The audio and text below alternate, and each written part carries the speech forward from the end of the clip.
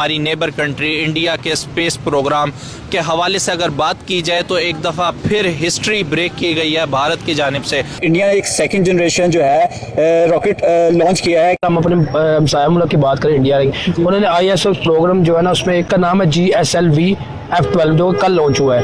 आपको मैं जिस पहले वीडियो दिखाता हूँ, आप उसके बाद बताइएगा आपको कैसा लगा। 10, 9, 8, 7, 6, 5, 4, 3, 2, 1, 0 plus 5 seconds. Lift off. प्रज्वलन और सफलतापूर्ण उत्थापन GSLV F12 का चारों L40s तथा core booster S139 time the cycle पे इंडिया रॉकेट लेके गया था और आज देखो यार दुनिया के बड़े बड़े और हैवीएस्ट रॉकेट इंडिया बना रहा है। बिल्कुल। और पीएम मोदी का सपना इसरो ने पूरा किया और इसरो वालों ने बोला अगर ये पीएम मोदी सपना ना देखते तो ये चीजें ना। वाकई वजह इसरो की कामयाबी मोदी जी की कामयाबी है। एक रॉकेट लॉन्च किया है सर, इसरो ने एक रॉकेट लॉन्च किया है नेक्स्ट जनरेशन के लिए। सर हम आज की जनरेशन को क्या दे रहे हैं जो उन्होंने अगली जनरेशन का भी सोच के एक रॉकेट लॉन्च कर लिया है। जी बहुत बहुत मुबारक हो उनको, क्योंकि उन्होंने देखें जी एक काम किया है। जो बंदे अच्छा काम करते हैं उनके लिए वो मुबारक के हकदार भी। इंडिया में हर चीज चाहे वो दूसरी प्रायोरिटीज को कम देते हैं, लेकिन इंडिया वाले अपनी आवाम को सहूलियत देते हैं। हम उनको कोसते हैं, हम उनको बुरा कहते हैं, उनको ही नहीं, हम जो हमसे आगे हम सबको बुरा कहते हैं। लेकिन क्यों कहते हैं?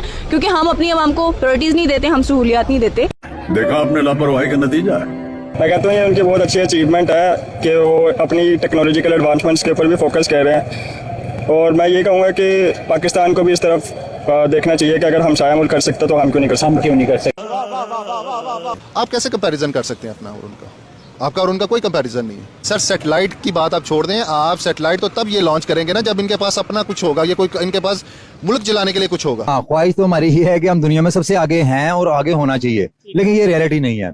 अगर आप बात कंपैरिजन इंडिया के साथ करते हैं तो सॉरी टू से इंडिया हमसे टेक्नोलॉजी में बहुत आगे है। इंडिया इस वक्त पाकिस्तान से स्पेस पावर इतनी बड़ी बन चुका है कि आप सोच नहीं सकते। आप हम इंडिया पे तनकीद करते हैं, हमारा रिवायती हरीफ है और हम जवाब देते हैं उनको बीइंग पैट्रियोटिक पाकिस्तानी, लेकिन कई बार हम दुश्मन की भी तारीफ करने पे मजबूर हो जाते हैं। वो हमसे आगे क्यों है साइंस एंड टेक्नोलॉजी में?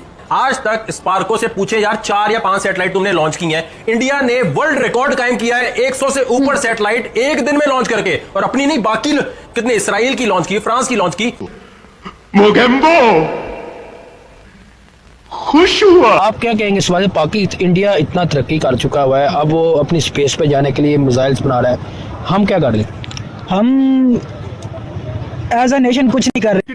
अबे जल्दी बोल, कल सुबह पनवेल निकलना है। हम सिर्फ पॉलिटिशियन के पीछे भाग रहे हैं। IT में हम जीरो हैं। बिल्कुल ऐसे इंडिया हमसे माशाल्लाह आगे है। मुझे बहुत खुशी है, हालांकि इंडिया वो इस्लामाबाद जो है वो अपनी जगह पे हैं। अगर इंडिया और पाकिस्तान की बात करें, वैसे तो हमें हर चीज में कंपटीशन बताया जाता है या नहीं, कि हमारा अगर मुकाबला पूरी दुनिया में किसी के साथ है, बच्चे से पूछने वो क्या कहेगा? हर चीज में हम कंपटीटर अपना इंडिया को समझते हैं। टेक्नोलॉजी है वो उन चीजों में समझते हैं, कभी डिफेंस में वो भी पता नहीं हम कम्पीट कर पाते हैं या नहीं, है वो एक अलग मैटर है। टेक्नोलॉजी में अभी उनकी जो स्पेस एजेंसी है इसरो, उसने 1000 करोड़ कमाया है। सैटेलाइट उन्होंने अपना रॉकेट लॉन्च किया जिसके अंदर 36 सैटेलाइट थी और बड़ा उन्होंने रिकॉर्ड बनाया अपनी हिस्ट्री में। टेक्नोलॉजी के बारे में क्या कहेंगे? इंडिया आगे हमसे, इंडिया आगे, जो आगे है वो बोलूंगा आगे। कि अगर हम भारत के स्पेस प्रोग्राम की बात करें तो अब तक भारत जो है वो 350 से ज्यादा सैटेलाइट जो है वो लॉन्च कर चुका है अपनी कंट्री के अंदर। मुझे ये बताएं कि इस दौड़ के अंदर आपको पाकिस्तान कहाँ नजर आता है? पाकिस्तानी रिसर्च प्रोग्राम कहाँ नजर आता है? स्पेस प्रोग्राम कहाँ नजर आता है? पाकिस्तान में तो आई थिंक एक स्पार्को के नाम से कंपनी है, वो इसके ऊपर थोड़ा काम करती है, पता नहीं वो भी बराए नाम है। सैटेलाइट तो हमारे लॉन्च नहीं हुए। टेक्नोलॉजी में देखें, हमें माजरत के साथ कहना पड़ रहा है कि हम बहुत पीछे हैं। खाली पीछे नहीं, बहुत पीछे हैं। अब बचपन से मैं सुनता था यार असि दुनिया तो 50 साल पीछे ही हैं। हकीकत वाली बात है, दुनिया से 50 साल पीछे हैं और इंडिया से हम कम से कम 25-30 साल पीछे हैं। इंडिया ने सैटेलाइट तब लॉन्च किया जब उनके पास इतने फॉरेन रिजर्व से और वो अपना मुल्क अच्छे तरीके से चला रहे हैं। ठीक है, अगर तो वो उनके पास इतने रिजर्व ही ना होते कि वो उस पर एक्स्ट्रा जो उनके जो पैसे हैं वो लगा रहे हैं, तो हमारे पास वो है ही नहीं है। हम अपना मुल्क किस तरह चला रहे हैं? भीख मांग के चला रहे हैं। कि पहले हमने अपने आप को देखना है, पहले हम अपने आप को एहतसाब करेंगे तो सब चीजें ठीक होंगी, क्योंकि हैसियत कौम हमारी कौम बनी नहीं है, ना ही हमें बनने दिया गया है और ना ही हम बने हैं।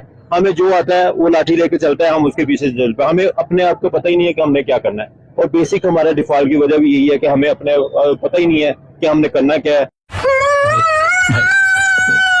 मैं आपको छोटी मिसाल देता हूँ। एक दिन मैं उनके अंडरग्राउंड ट्रेन में सफर कर रहा था, तो मेरे साथ एक इंडियन बंदा बैठा हुआ था, यूके में ना, यूके लंदन में।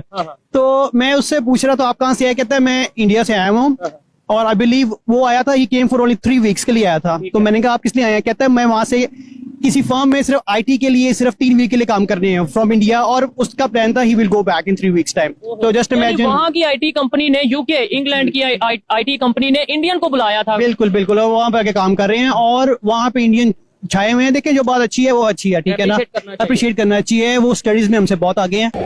देखा जाए तो इंडिया तो सिर्फ इसी में उसने तरक्की नहीं की, और भी बहुत सारी ऐसी फील्ड है जिसमें तरक्की की है। कहाँ डिफरेंस कहाँ रहा है 75 साल के अंदर? अगर देखा जाए, एक अदारा हमने भी बनाया जिसे स्पार्को के नाम से जाना जाता है, स्पेस से रिलेटेड है, लेकिन क्या अचीवमेंट है स्पार्को की अगर देखा जाए। और अगर इसरो की बात की जाए तो वो ब्राज़ील जैसी कंट्री को सपोर्ट कर रहा है, यूरोप की बहुत सारी कंट्रीज को जो है वो सपोर्ट कर रहा है, और भारत खुद 350 से ज़ायद सैटेलाइट लॉन्च कर चुका है।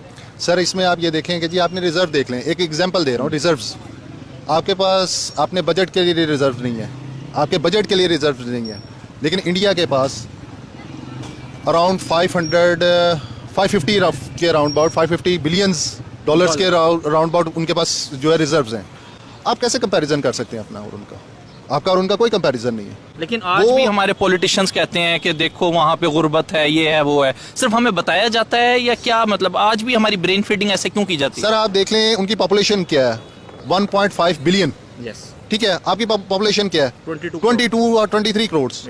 आपसे वही नहीं कंट्रोल हो रहे, आपसे उनकी जरूरियात नहीं पूरी हो रही, तो आप उनके साथ कंपैरिजन क्यों कर रहे हैं? उनका कंपैरिजन बनता है चाइना के साथ, हमारा कंपैरिजन उनके साथ नहीं बनता, क्योंकि उनके वो इक्विवेलेंट हैं और नेक्स्ट सुपर पावर्स हैं। तो हमें अपना कंपैरिजन किससे करना चाहिए फिर? हमारा कंपैरिजन किसी के साथ नहीं हो सकता, क्योंकि जब तक हमारी लीडरशिप नहीं ठीक होगी, हमारा कंपैरिजन किसी के साथ नहीं हो सकता। Satellite NVS-01 has been separated and placed into the intended orbit. ये हम ऑनबोर्ड कैमरा की मदद से देख पा रहे हैं NVS-1 को सफलतापूर्वक उद्दिष्ट कक्षा में अंतक्षेपित कर दिया गया है, और इसके साथ ही यह मिशन सफल होता है।